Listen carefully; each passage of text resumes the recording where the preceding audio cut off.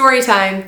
Here's how I got my feet wet in real estate and how I found my love for fixers.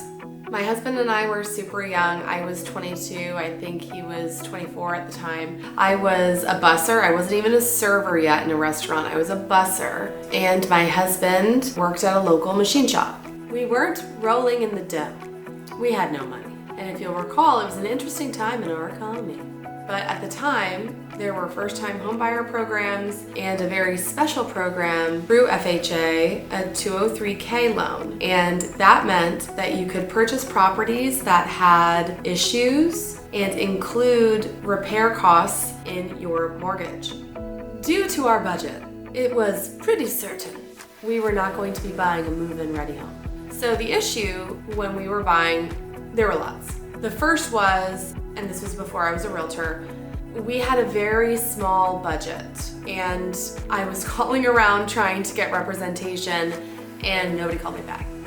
So it was a struggle. It was clear not many people wanted to work with us because we weren't working with a big budget at all. We were bottom of the barrel, like scraping to get by. You know, something that I think was so important about why we were able to purchase a home younger than a lot of people that we knew is because Jason and I, we were clear about our goal and we made decisions based on that. And so we didn't have new cars. You know, lots of people that we knew were getting new cars and having leases, and Jason and I didn't have that, and that just wasn't our goal, right? Like, we wanted to save and to buy a home. And we didn't buy like new clothes and at the time, like, it was difficult because, and it wasn't difficult because like we were really clear about our goals, but people definitely made, little comments. Like, I remember at work one day, like, I was working behind the bar and the liquid on the floor, like I was changing out the ice box or something,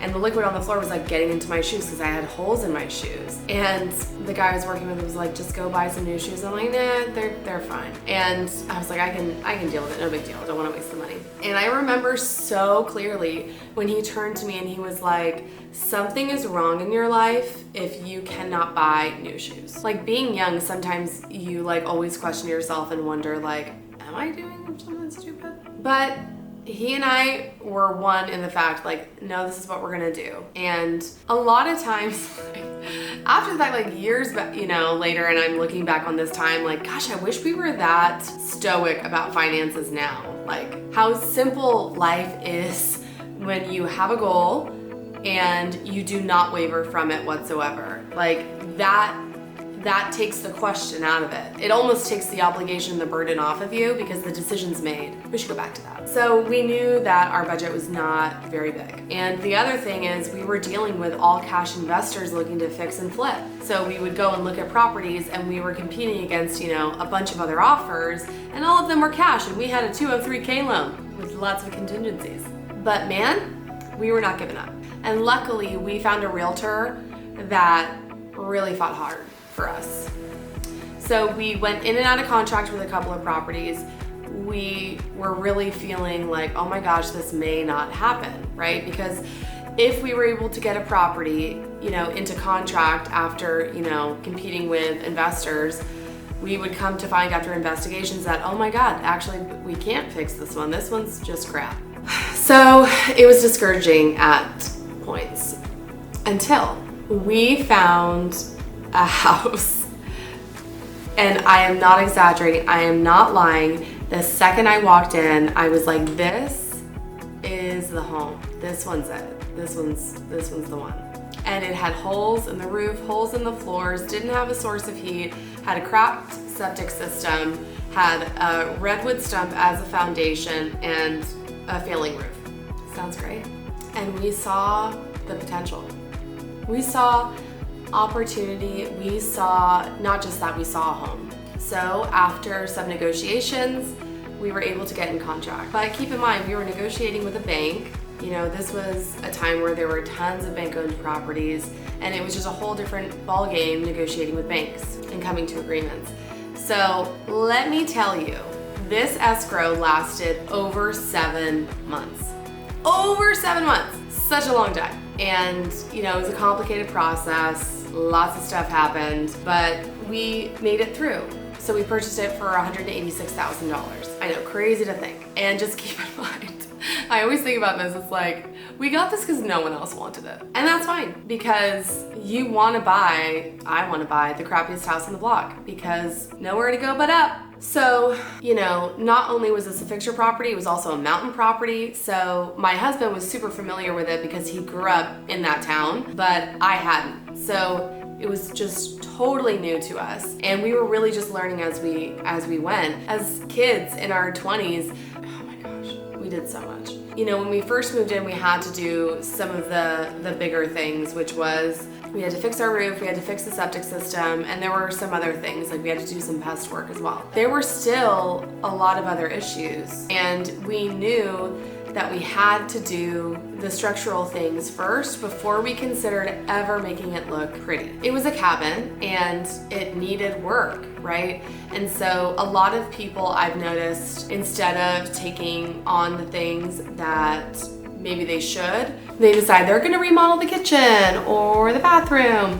They're gonna do something that is convenient for them at that time and shows the work that they put in. But luckily, we were focused and we knew that this was gonna take several stages and we had the patience to do it. So the first round went through.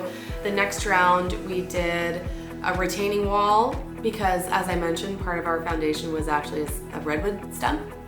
And so then we actually had to lay a foundation back there and fix that issue. We ended up completely rebuilding our deck, and in that we found, oh my gosh, there was a ton of framing issues because our house was built in the early 1900s and it was time.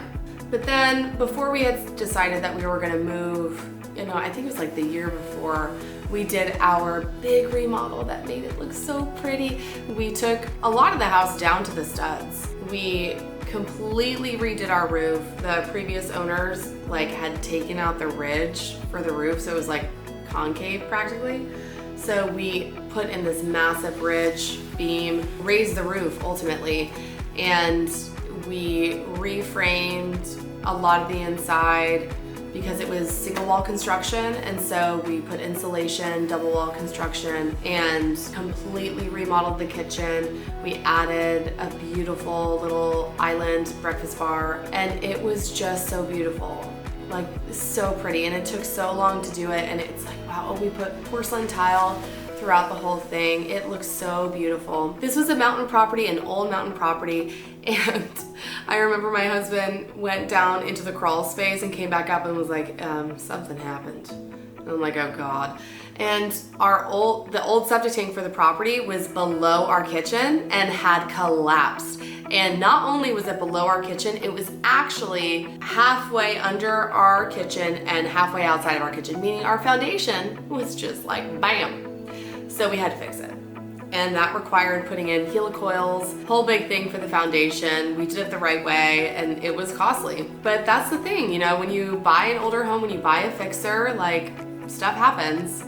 And so finally we did this big remodel that made it so absolutely beautiful. But then I got pregnant and it was time to sell. So our baby, the one that we spent 8 years in completely rehabbing and not doing it as a fix and flip, but doing it for a place that we call home. You know, when we bought the home, it wasn't like we were looking to flip it. When we bought the home, we saw it as the place that we wanted to live and had upside potential. It had sweat equity potential. So it was a long process and, you know, tons of tears were shed. It was hard work. So we bought it for $186,000 in 2010 and we sold it for $545,000 in 2018. Even after we bought the property, you know, we were so happy that we met our goal and we were so excited for, you know, home ownership. Even the people that we knew, even our friends, would make comments about the house that we bought and all the work that it needed. It's like so amazing looking back on it. I'm not sure why people felt the need to do that, but it was our baby and we were proud of our house and our ability to roll with the punches and really kind of take it on. I loved it. I loved being a project manager. I loved every aspect of finding out the different pieces of the house and the structure and how things needed to be and really navigating all of that. I found it fascinating. When we bought our next home, of course, we bought a total fixer again. And yeah, it's still the same process where unfortunately we're not doing the pretty things, we're doing the structural things. We just got finished with our second round of like bigger projects, and hopefully the next project is gonna be a kitchen remodel and some flooring. So that's it, that's my story time. That's how I got my feet wet in real estate and really discovered my love for fixers. If you're curious about the process, about what buying a fixer looks like or what the first steps are, give me a call, shoot me a message. I love answering questions.